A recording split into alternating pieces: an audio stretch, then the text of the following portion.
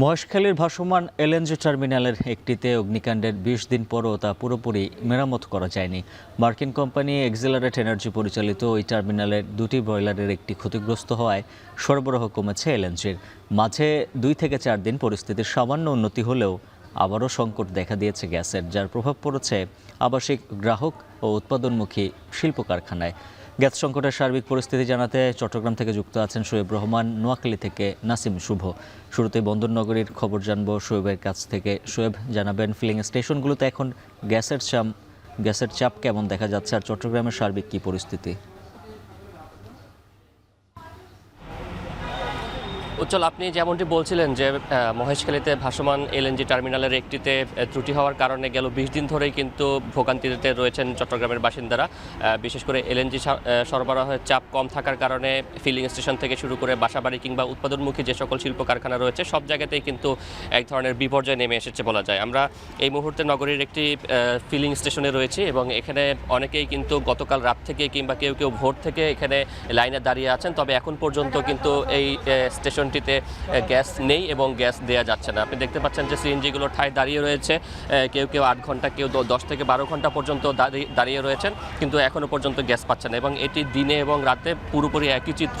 এভাবেই কিন্তু CNG filling স্টেশনগুলোতে যানবাহনের সারি দীর্ঘ হচ্ছে এবং এখানে যারা সিএনজি চালিত অটোরিকশার চালক রয়েছেন তারা বলছেন যে দীর্ঘক্ষণ দাঁড়িয়ে থেকেও গ্যাস না পাওয়ার কারণে কিন্তু তাদের যে আয় রোজগার, সেই আয় রোজগারেও ভাটা পড়েছে এবং সেই জায়গা থেকে তাদের কিন্তু গেল ২০ দিন ধরে এই ভোগান্তির মুখে পড়তে হচ্ছে।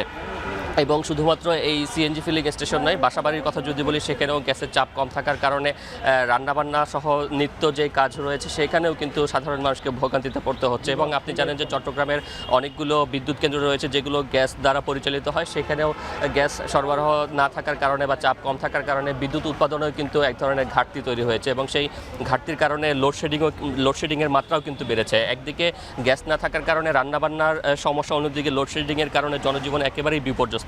এবং এর পাশাপাশি উৎপাদনমুখী যে সকল শিল্প কারখানাগুলো রয়েছে সেই শিল্প কারখানায় কিন্তু গ্যাস সরবরাহ না থাকার কারণে তারাও কিন্তু উৎপাদন করতে পারছেন এবং রপ্তানিমুখী যে সকল কারখানাগুলো রয়েছে সেই রপ্তানিমুখী কারখানাগুলোও কিন্তু বলছে যে তাদের যদি এই পরিস্থিতি চলতে থাকে সেক্ষেত্রে রপ্তানির যে ক্রয়াদেশ রয়েছে সেই ক্রয়াদেশের পণ্যগুলো নির্ধারিত সময়ে তারা সরবরাহ দিতে পারবেন কিনা সেটি নিয়েও কিন্তু এক ধরনের শঙ্কা তাদের মধ্যে রয়েছে।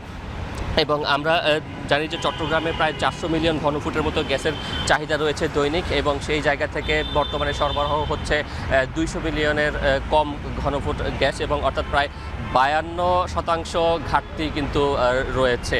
এবং এই জায়গা থেকে বলছেন যে এই যে টার্মিনালটি ক্ষতিগ্রস্ত হয়েছে সেটি সংস্কারে আরও বেশ কয়েকদিন সময় লাগতে পারে, ২ থেকে ৪ দিন সময় লাগতে পারে এবং সেটি পুরোপুরি চালু না হওয়া পর্যন্ত এই সংকট কাটবে না বলে কিন্তু কর্তৃপক্ষ জানিয়েছে।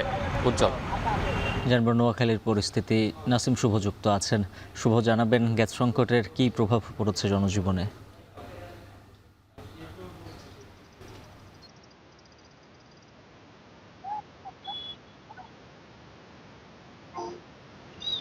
উজ্জ্বল, গ্যাস সংকটের যে প্রভাব সেটি কিন্তু চট্টগ্রামের মতো একই পরিস্থিতি নোয়াখালীর। অর্থাৎ নোয়াখালীতে গত ১ সপ্তাহেরও বেশি সময় ধরে কিন্তু আবাসিক, বাণিজ্যিক এবং শিল্প সংযোগে যে গ্যাস সংযোগগুলো রয়েছে সবগুলোতেই কিন্তু গ্যাসের চাপ একেবারে নেই বললেই চলে, যার প্রভাব কিন্তু একেবারে স্থানীয় যে জনজীবনে তৃণমূল পর্যায়ে পড়েছে। অর্থাৎ যেই ফিলিং স্টেশনগুলো রয়েছে নোয়াখালীতে, ৫টি গ্যাসের ফিলিং স্টেশন রয়েছে। ৫টি গ্যাসের সবগুলোতেই কিন্তু দিনের অধিকাংশ সময় দীর্ঘ সারি দেখা গেছে যানবাহনের এবং সেই যানবাহনগুলো কিন্তু যারা চালক রয়েছেন তারা বলছেন দিনে প্রায় ৭ থেকে ৮ ঘন্টা লাইনে দাঁড়িয়েও তারা কিন্তু তাদের পরিমাণ মতো গ্যাস পাচ্ছেন না। যেটুকু গ্যাস পাচ্ছেন সেটি প্রয়োজনের তুলনায় একেবারে অপ্রতুল। এর পাশাপাশি যে আবাসিক এলাকাগুলো রয়েছে সেখানেও কিন্তু দিনের প্রায় ১২ ঘন্টার মতো, অর্থাৎ অর্ধেকের বেশি সময় কিন্তু গ্যাস সংযোগ থাকে না, যার কারণে কিন্তু তারাও বেশ বিপাকে পড়তে হচ্ছে এবং এর প্রভাব কিন্তু জনজীবনে পড়েছে। বিশেষ করে নোয়াখালীর যে দুটি বিসিক শিল্পনগরী, সেই দুটি বিসিক শিল্পনগরীতে উৎপাদনমুখী যে সকল কারখানাগুলো রয়েছে সেগুলো ১ সপ্তাহের বেশি সময় ধরে কিন্তু প্রায় বন্ধ রয়েছে বলা যায়। তারা বলছেন, যারা ওই কারখানাগুলোর উদ্যোক্তা রয়েছেন তারা বলছেন আসলে গ্যাস সংযোগ ছাড়া কিন্তু গ্যাসের পর্যাপ্ত যে পরিমাণ চাপ থাকার কথা সেই পরিমাণ চাপ যদি না থাকে তাহলে কিন্তু তারা তাদের পণ্য উৎপাদন করতে পারবেন না এবং পণ্য উৎপাদন করতে না পারলে কিন্তু তারা সময় মতো কিন্তু তা স্থানীয় যাদের কাছে বিপণন করার কথা রয়েছে তাদের কাছে পৌঁছে দিতে পারছেন না। অন্যদিকে গ্যাস সংকটের অজুহাত দেখিয়ে নোয়াখালীতে কিন্তু প্রত্যেকটি যানবাহনের ভাড়া বেড়েছে দ্বিগুণ থেকে ৩ গুণ। এতে করে সাধারণ যারা যাত্রী রয়েছেন, যারা অফিস আদালতে যাচ্ছেন এবং প্রতিদিনই এক জেলা থেকে অন্য যাচ্ছেন, তাদের কিন্তু দ্বিগুণ থেকে 3 গুণেরও বেশি ভাড়া গুনতে হচ্ছে। আমি কথা বলেছিলাম নোয়াখালীর অতিরিক্ত জেলা প্রশাসকের সাথে, তিনি জানিয়েছেন নোয়াখালীতে 5টি যে গ্যাস চালিত ফিলিং স্টেশনগুলো রয়েছে সেগুলোতে আসলে জাতীয় গ্রিড থেকে, অর্থাৎ তারা যে পরিমাণ গ্যাস সরবরাহ পাচ্ছে সরবরাহ সাপেক্ষে কিন্তু তারা স্থানীয় পর্যায়ে গ্যাসগুলো সরবরাহ করছে। আর যেদিন আসলে গ্যাসের চাপ কম থাকছে সেদিন তারা চাইলেও কিন্তু আসলে স্থানীয় যেই যানবাহনগুলো রয়েছে সেগুলোতে দিতে পারছেন না।